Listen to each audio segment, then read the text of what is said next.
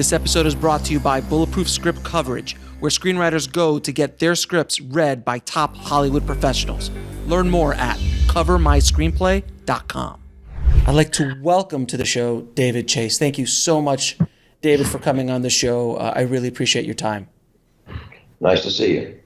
Thank you, my friend. So, I'd like to just start off with, how did you get started in the business? What was your first entry into this business?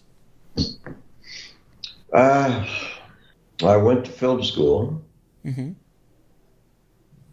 And while I was there, I co-wrote a spec script, which our screenwriting teacher sent to a TV producer named Roy Huggins, who had created Maverick. You know what that is? Oh, of course, yeah, with James, I forgot his last name. Gardner. No. James Gardner, yeah. Yes, Maverick and Run for Your Life and a bunch of other stuff. Mm-hmm. And he liked the script. My friend had given up and gone back to Chicago. And like a year later, this guy called me, I don't forget how he got in touch with me. Universal got in touch with me and said to call him, and he hired me to do an episode. And that was my professional writing job. No, but what made you want to become a writer? And what made you want to be a filmmaker in general? Something was drawing me to what we now call show business. Right. And we called it that then. But it wasn't show business that was drawing me. It was, I didn't realize it then, but it was art, I guess. You can say it was pop art, but it was art. Because of things like The Twilight Zone. Great show. But mostly, it was the Beatles and the Stones and Dylan that got me interested in creating things. And I wanted to be a rock and roll performer for a long time. I played the drums, and I was also lead vocalist in this nothing band that never went anywhere. And at the same time, I had switched schools, and I was going to school. And no, I remember now. See, you're going to regret this. I went to a college in North Carolina called Wake Forest College, which is now Wake Forest University. And it was I don't know why I went down there. It was a mistake. It was the South in 1963. And the Klan was active, and all those bad things were going on. And I don't think there was one black student. There was one black student in the freshman class, and I believe he was from Africa. And gambling wasn't allowed on campus. Dancing wasn't allowed on campus. Wow.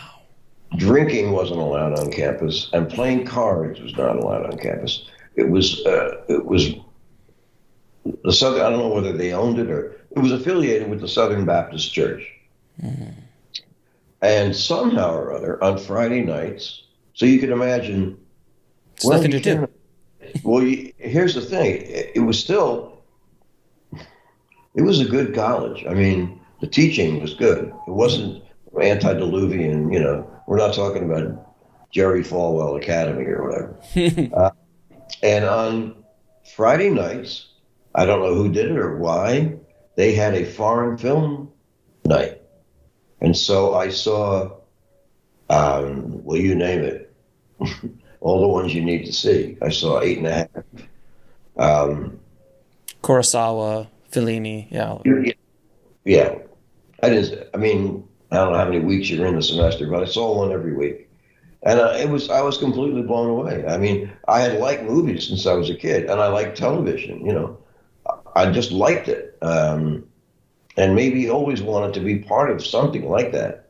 I saw those movies, and then comes Bob Dylan, and then comes the Beatles, and within a few months, the Rolling Stones. And that, to me, was art. And that's what I wanted to do. And I had seen one Fellini film at the age of 15 or 16. It was part of a trilogy. I forget what it was called, but his part was called the Temptation of Dr. Antonio. Anyway, I had never seen a movie like that. I couldn't conceive. It was just so wonderful. It was so imaginative. It was so out there. It's Fellini. I always loved movies, but I'd never seen a movie like that. So all those years that you were working in, especially in the early years, working in the writers' rooms on shows like the Rockford Files and things like that, what was the biggest lesson you took out of working in a writer's room, like, either tips or tricks to survive in a writer's room or thrive in a writer's room, or how to crack a story? What is that lesson, the one thing that you took from the early years? Well, I did not work in writers' rooms until I got to Northern Exposure. Okay. There were no writers' rooms at the time when I was starting. Really? The Rockford Files was written by Stephen Cannell, Juanita Bartlett, me, and occasionally Gordon Dawson. There was no writers' rooms, and our whole way of breaking story was different. And I before my time, I guess when I was still a kid, the standard, I guess the Writers Guild definition of television was there was a producer, a story editor, and like for the Defenders, you know what that is? I remember the Defenders, yeah. The Defenders or Naked City or whatever it was. There was a producer, a story editor, and all the writers were hired from a freelance world of freelance writing. And then it got more and more group oriented as time went on. Did you like the older way or the writer's room way? I think I like the writer's room way. Honestly, because you were swapping stories and memories. I mean, the other way was great too, but when you sat down to break a story, that's what you did. You talked about the story. And it had very little to do with your real life. But writers' rooms, for whatever reason, at lunch or even whatever it was, people would start to bullshit, start to shoot the shit. And that was always fun, obviously. It's like, like 7 old guys hanging out at a gas station in Virginia, and that's where a lot of the stories would come from, is if you and I were in with 6 other people, you'd tell a story about what happened to you when you crashed the car into your father's station wagon or whatever, and that becomes a story somehow. Not in that form, but of course, it's a story. And I really liked the socialization of the writer's room. Now, when you had the idea for The Sopranos, how did The Sopranos come to life in general? It came to life because my mother, Norma Chase, was, I would say, mentally ill. Okay. And she took care, she wasn't like institutionalizable, but she took care of me. She worried about me. She was a good mother. She did the job. But she was full of fears, obsessions, hatreds, and all that, which was passed down to me, and also many of which were ludicrous. And I would tell people stories about my mother, and I would always get a laugh.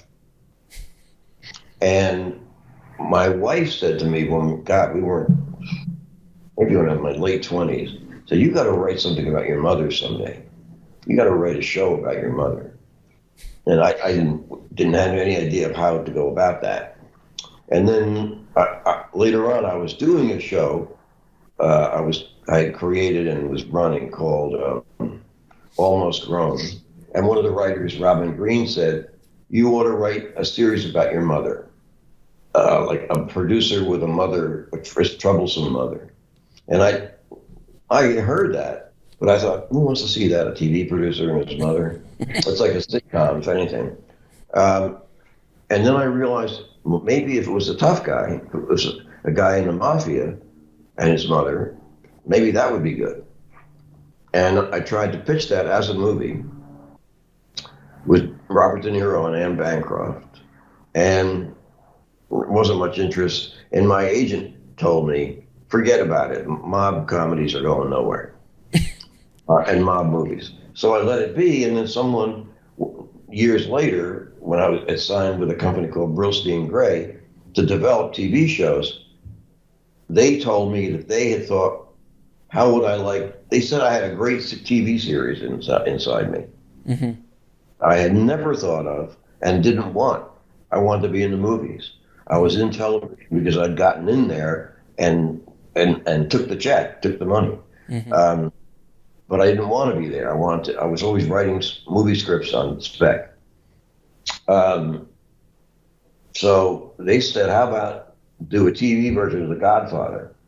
And I said, no, I have no interest in that. And I thought, The Godfather's been done. You know, a bunch of guys with long coats and 50s cars. And then I was driving home and I thought, you know, remember that movie about the mid-level mobster with a troublesome mother who tries to kill him because he put her in a nursing home? I thought maybe that'd be a TV show, and about him and his family and his work. And maybe that would work in TV because it's got a lot of interesting women in it. And TV in many ways is kind of was a woman's medium. Mm-hmm. At least that's what I thought. And so we pitched it, and it got to Fox. They bought it. I did a script. They didn't buy that. But 2 years went by. Brad Gray, the head of the company, went to Chris Albrecht at HBO, told him the story, pitched it to him. I went there and then pitched it also in my version, and they bought it. And so when you started doing it seems to me from watching the series that, I mean, you were breaking rules left and right. I mean, with with Tony Soprano as a protagonist and the anti-hero in television, it was kind of like not really. There was nothing like that on network television before. No, nothing like that before. And you didn't just sit on that. You kept pushing. You kept, like, episode 5 specifically of College, which is one of my favorite episodes. It's really a game-changing episode because of the way Tony. This is the first time you see the character of a TV series do some extreme violence on screen. No fluff. I've heard from other interviews you've done that the studio HBO was like, you're gonna destroy this show before it even gets started. They were Chris Albrecht, who never gave me a moment's aggravation about anything. Mm-hmm. And said some very smart things when we were getting started. Chris Albrecht was really angry. And I said, well, you had the script. You know, that's the purpose of giving you the script. So you read it and say at that time, before we spend all this money, stop. Well, it didn't dawn on me until I saw it on the screen. And anyway, yeah, that's how it happened. And I also noticed that you love to do kind of almost one-offs, kind of like episodes that are standalone, that are not specifically about the overarching plot of the season, which is also against the grain as well, because normal shows, at least prior to Sopranos, would, every episode had to move things along. But you almost went into character development in, like, specifically that episode College. It really didn't have anything to really do with the overarching plot. No, but the development of Tony Soprano and his daughter's relationship is game changing. Did you love going into this when you were doing the series to do these standalones just to kind of explore characters? Oh, yes, I did. Well, see, my whole thing was, okay, I've got they want me to do 13 episodes of this thing. Well, what I want to do is 13 little movies that are just like movies, but with this show. And I think it was, I don't know, it was HBO or Realstein Gray or whoever it was said, no, the episodes should tie together. There should be an overall plot in the season. And I was really against that. I don't want to do that. I said, it's going to be like Dallas, like a fucking soap opera. I don't want to do that. Right. And I don't know whether they talked me into it or I just knuckled under. And actually that, they were, I think we really made something of that. I think it became one of the best parts of the show. But when you're doing all of this, I mean, you're really going against the grain on so many things of television. I mean, when you were doing because you said something like the normal show, all the episodes would have to be connected. Not true. Most television, it's the same fucking characters, but the episodes are not connected. Mm-hmm. They're just, I don't know. Maggie and David fall in love or something. And then next week, Maggie and David are involved. Yeah, but like you were saying, like Dallas, like soap operas. It was kind of like that kind of overarching thing is what I was talking about. But when you were in the middle of season 1, when, did you know that you were pushing and breaking these rules that had been in place for so long with these characters? Did you consciously understand that you were really I'm just going to do whatever the hell I want and I'm just going to go for it? Yes, I did. That's exactly. So you're literally just like, I know what I'm doing, and I'm just going to push the envelope to see how far I can push it before someone stops me. That's true, except for I did not say I know what I'm doing. No, seriously, what I said was, okay, put your money where your mouth is, and it's all a big experiment, and that's what life is like. So you just went in, yeah. You just rolled, just kind of like, okay, let's go. Let's see what happens. Yeah, I had been in the TV business a long time, and I was so fed up, and I hadn't gotten my dream come true, which was to make movies. Right. And I'd been in TV a long time. I was thoroughly fed up and disgusted with network television, and I was like 54 years old or something, and I thought, you know what? If it doesn't work, it doesn't work. You'll have to come back and try something else if they'll let you back in. So this was your swing at the plate, is what you're saying. This was basically a swing at the plate. That was it. That was my swing at the plate. And I'm trying to keep the baseball analogy alive, but it's either. I mean, when you take big swings like that, which I'm so glad you did, but when you take big swings like that, you could easily strike out and then get kicked out of the ballpark, which could have very easily happened with this show. Or you could hit a grand slam, which is what happened. Right. Yeah, right. And right. Which happens more often, a grand slam or getting escorted out 3-0. Or getting escorted out of the game period and make sure that you can't play anymore anywhere.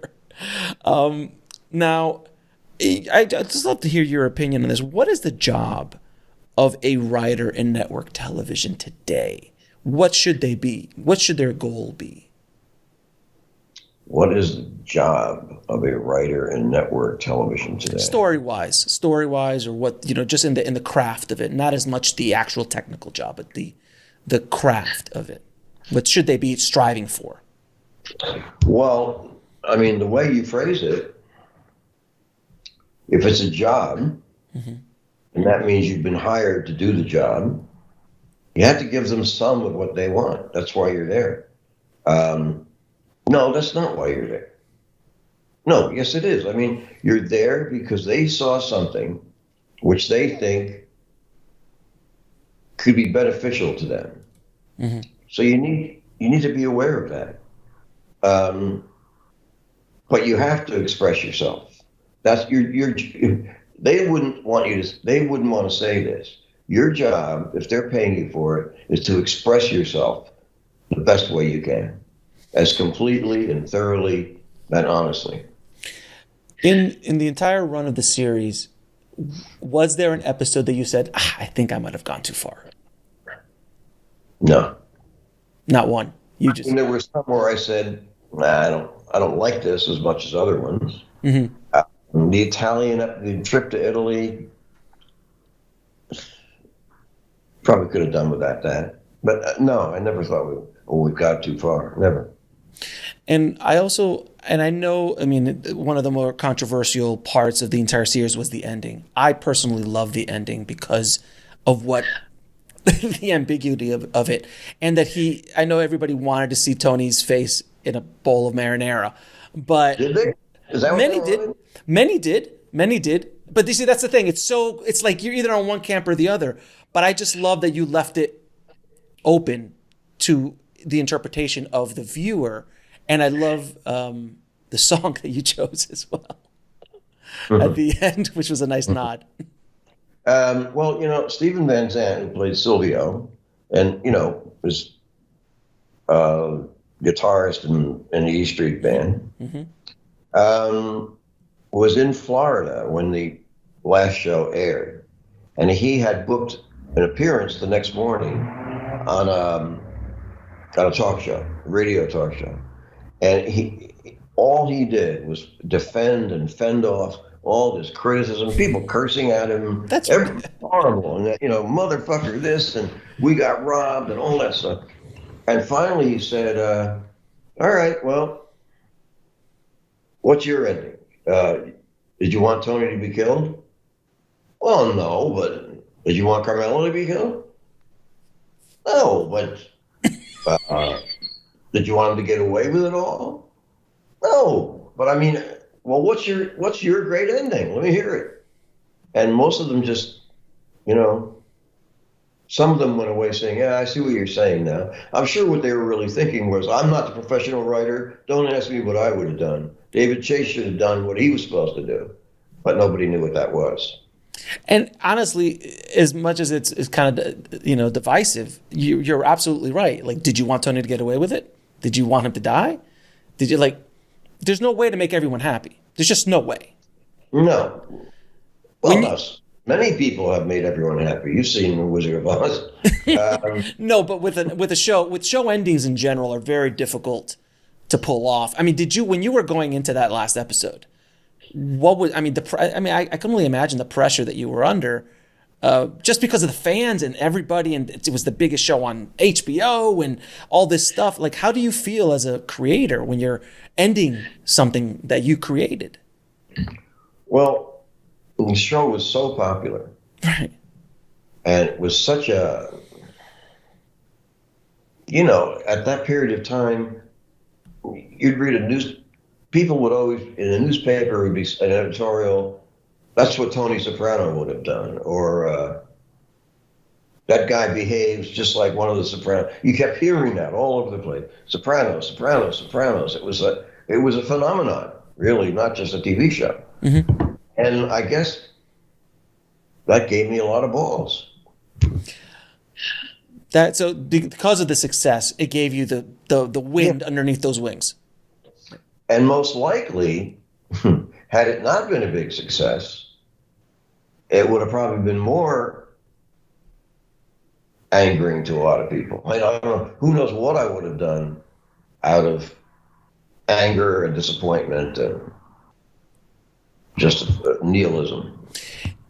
When did you realize that, or did you ever realize while you were making the show that it's kind of changed the game a bit? Because obviously years after, all these other great shows with anti-heroes like Breaking Bad and Mad Men and Dexter, which some of the writers worked with you on your show. At what point did you kind of realize, like, I think I might have changed the trajectory of television? I mean, that's a fairly large statement to say, and maybe you don't want to say it, but many people have said it. Did you ever realize that you're like, maybe I've given other creators, I've opened the door for other creators to explore these kind of characters? Well, that's a hard one. I guess I did feel that way. Good. Other people can now do more interesting stuff. But what I also saw was like a lot of like copying The Sopranos. I don't mean like plagiarism, but just not doing something really like The Sopranos was way off the mark for network television. And I was hoping, I guess, that people would start to do things that were way off the mark. But they didn't really, it was good shows, but I did feel that. I felt glad that something had cracked and couldn't be replaced. Um, I did feel that way.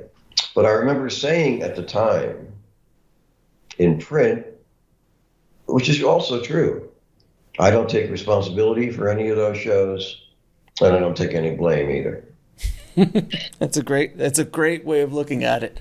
Now, what made you want to go back to the world of The Sopranos with the Many Saints of Newark? How did Well, that come to be? in 2012, coming off The Sopranos was over in 2007, Hmm. and my dream was coming true. I was hot, and I was going to be able to do a movie or two, and I could do anything I wanted to do. I remember my agent telling me that back in 2004. You're a brand now. You can do it. Whatever you want to do, you'll be able to do. And so we reached the end of The Sopranos, and I thought, well, what do I want to do? And I wanted to do the story, semi kind of autobiographical about a rock and roll band in New Jersey that never makes it. And I wanted to do that. And I thought people would like it. And I got a chance to do it because Brad Gray, who had been an executive producer with me on the show, on Sopranos, was now head of Paramount Studios, and he gave me the money to do that movie. I don't think any other studio would have done that. I don't think that movie was going to get made. And nobody went to see it. Nobody saw it. A few people did, and some people thought it was very good and liked it, but it was basically ignored. And there's a reason for it, really. If you want to tell me the movie was shit, I won't argue with you. But I also know that the movie had no support, no marketing support, no advertising, because the guy who was really in charge of that hated it. Anyway, so from that, I did a couple of other projects. I wrote a couple of other things. One for HBO, which fell apart because of money, budget, and then another feature that Paramount bought, but they would only make it with an A-list actress. And we got some actresses that were interested in doing it, but they weren't big enough. They couldn't open the movie, right? It was. So I wasn't really doing anything. And then there was some illnesses in my family. And the head of Warner Brothers had been after me for 14 years, having coffee and talking to make a Sopranos movie. And right around then, he hit me again. And I thought, and my friend Larry Connor said, you should do this. You should work. Let's get back. And I thought, well, this will get made. I'll be back in production. So. And that's how it came back to be. And with the release of the film, how or hopefully it's going to be released. I think as of this recording, Friday. Yeah, Mm-hmm. Friday. What do you hope to happen? How do you hope the fans receive the film? I hope they love it. What do you think? I hope they love it. We had a premiere in New York. I've never been through anything like that in my life. Mm-hmm. The amount of joy, excitement, laughter, suspense, it went over like gangbusters. That's amazing. Unbelievable. I can't even express it. 2,000 people in the Beacon Theater. Will we ever have another audience like that? No. That's amazing. Now, with all the success you've had over your career, what advice would you give a writer starting out in the business today? Ooh.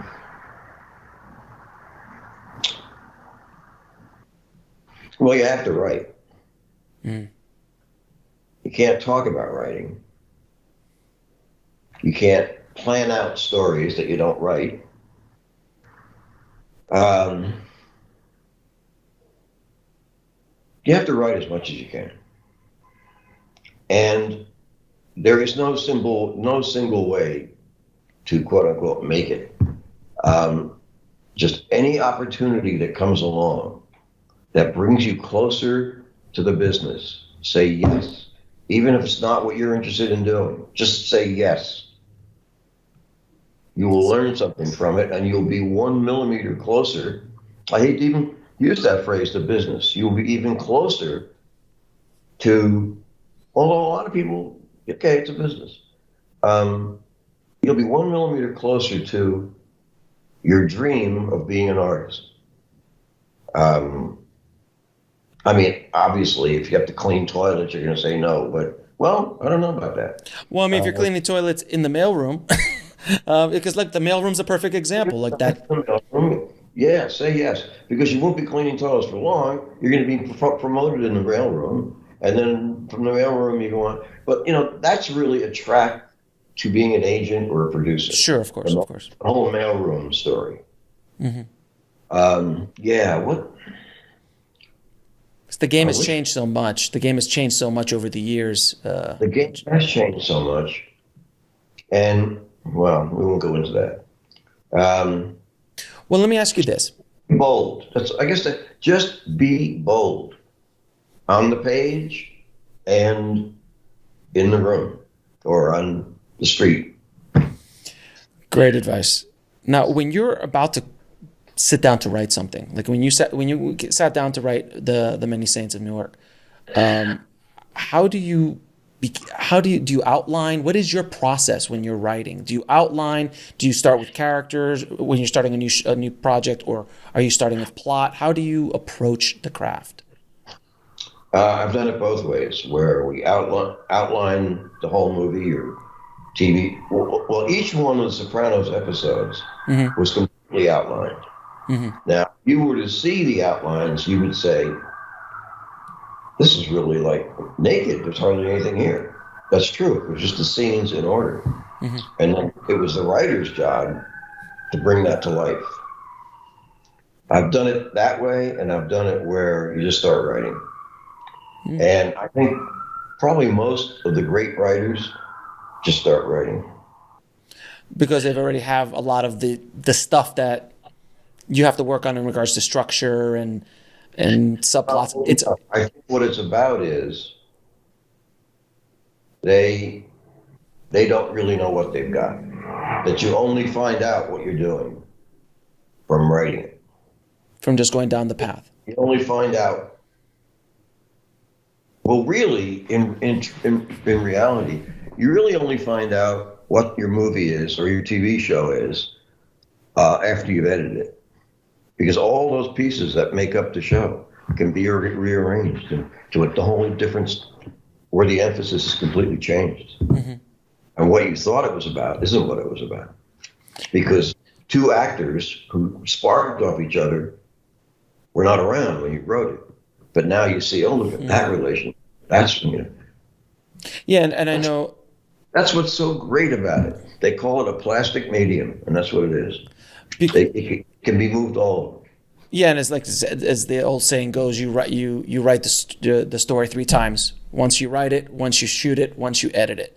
Each one is a different version or draft of the story. Yeah, you could say.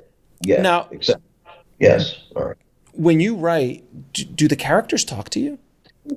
Do they talk and you dictate, or do you like? Because I've heard that so many times from writers where they're like, I'm just a dictator. I just do this. But is that the way it works for you, or are you creating the dialogue for them, feeling it? I've had it happen a couple of times where there was this transcendent experience where I felt that some power was working through me. But that doesn't happen all the time at all. But do the characters speak to me? Like say, hey, David, do this, or David, do that? Is that what you mean? No, like the dialogue. Like, 2 people are sitting in a room and you're just like you were sitting in a room. No, I picture it. I picture a conversation between Tony and Carmela, To just talk. Trying to give them something to say. You touched on something there real quick when you said you had a transcendent moment. And I've had it, and so many other writers and creatives have it. It's like almost the zone, or when you feel like something is, you're channeling something.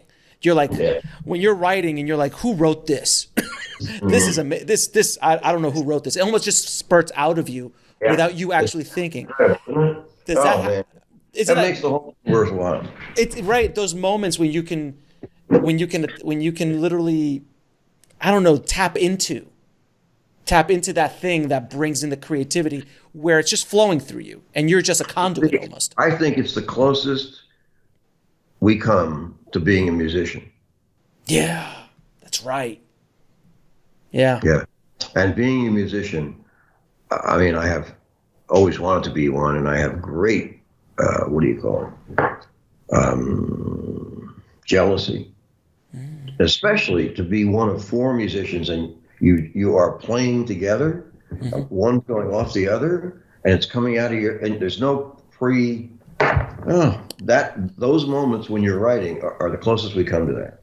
Yeah, like I can only imagine Lennon and McCartney. I've seen some of those sessions when they were just like writing stuff and just like, and you like all of a sudden, hey Jude just showed up. Like, right. No, I mean those sessions where you're writing and you think something's working through me, or when you're finished you go, whew, something's coming through me. I mean a musician playing. It's the most like playing music. Got it. It's not like it's all you're feeling all of it. You're not thinking it. Now, is there anything you learned from your biggest mistake or biggest failure in your career? A lesson that you learned from one of those? I don't know. Don't take the money. That's great. All. Yeah. Don't do it for the money. Don't do it for the money. All right. And where can people watch the new movie? They're movie theaters. Movie theaters? That's the place where... It's also going to be on, I shouldn't even say it.